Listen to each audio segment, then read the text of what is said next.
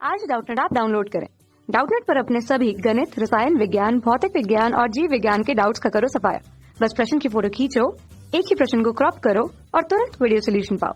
अभी डाउनलोड करें। प्रश्न ये है, यदि k कोष के इलेक्ट्रॉनों की ऊर्जा 40,000 इलेक्ट्रॉन वोल्ट तथा यदि कुलिज नलिका पर 60,000 विभवांतर आरोपित किया जाए तब निम्न में से कौन सी किरणें उत्पन्न होगी? सतत, श्वेत एक्स किरणें, सतत तथा अभिलाक्षणिक की सभी श्रेणी और उपर्युक्त में से कोई नहीं। तो आइए हम लोग इस प्रश्न का यहाँ पे उत्तर देते हैं।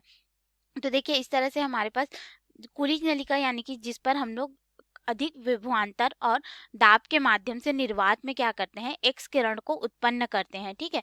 या फिर एक्स किरण ना हो तो हमारे पास किसी भी परमाणु से हम लोग अभिलाक्षणिक तरंग दैर्ध्य को उत्पन्न करते हैं, उसे ही हम लोग कुलिज नलिका कहते हैं।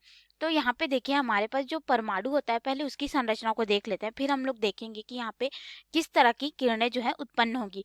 तो देखिए, जो परमाणु होता है इसके मध्य भाग में नाभिक होता है जिसमें प्रोटॉन और न्यूट्रॉन होते हैं। प्रोटॉन धनावेशित, न्यूट्रॉन जो रहता है उदासीन होता है। और इस तरह से हमारे पास फिर उसकी बाहरी कक्षाएं होती है जिसपे इलेक्ट्रॉन का वितरण होता है। तो जो नाभिक के पास होता है उसे हम लोग K कक्षा, उसके बाद L, फिर M, फिर N, इस तरह से हमारे पास जो परमाणु की संरचना होती है उसमें कोश होते हैं जिसपे इलेक्ट्रॉन का वितरण होता है, ठीक है। तो हमें यहाँ पे K कोश की यानी कि नाभिक के पास वाले कक्षा में जो उपस्थित इलेक्ट्रॉन होता है जिसमें 2 इलेक्ट्रॉन होते हैं उस पे आरोपित वोल्टेज का मान हम लोग को दे दिया गया है, ठीक है, K कोश का।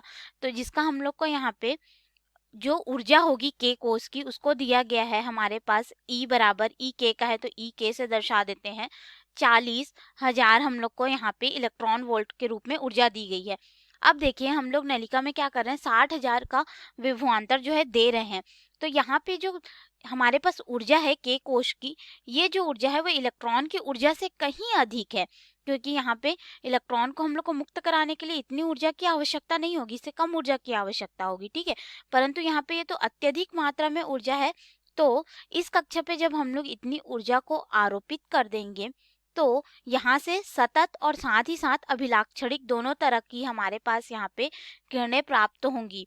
सतत और यहाँ पे हम लोग को अभिलाक्षणिक जो है एक्स किरण हम लोग को जो है उत्पन्न होंगी। तो इसके अनुसार अगर हम लोग अपने विकल्प में आए तो देखिए, हम लोग को पहले में सतत दिया है तो ये तो गलत हो जाएगा। बी श्वेत किरणें, ये भी गलत हो जाएंगी। श्वेत एक्स किरणें, ये भी गलत हो जाएंगी। सी दिया है सतत तथा अभिलाक्षणिक की सभी श्रेणी, तो सही बात है कि हमारे पास यहाँ पे सतत और अभिलाक्षणिक दोनों मिलेगी। देखो यहाँ पे सतत क्यों मिलेगी, क्योंकि K कोश की जो ऊर्जा है वो अत्यधिक मात्रा में हमारे पास है, ठीक है। जो K और L रहते हैं यही दोनों क्या होते हैं, सतत और अभिलाक्षणिक एक्स किरणों को हम लोग को उत्पन्न करके देते हैं। तो यह K कोश की भी ऊर्जा से अधिक है, इसीलिए हम लोग को यहाँ पे जो किरणें प्राप्त होंगी वह सतत तथा अभिलाक्षणिक सभी प्रकार की एक्स किरणें होंगी और उपयुक्त में से कोई नहीं, ये गलत हो जाएगा क्योंकि हमें यहाँ पे किरणें प्राप्त हो रही है। तो सी विकल्प बिल्कुल सही होगा। धन्यवाद।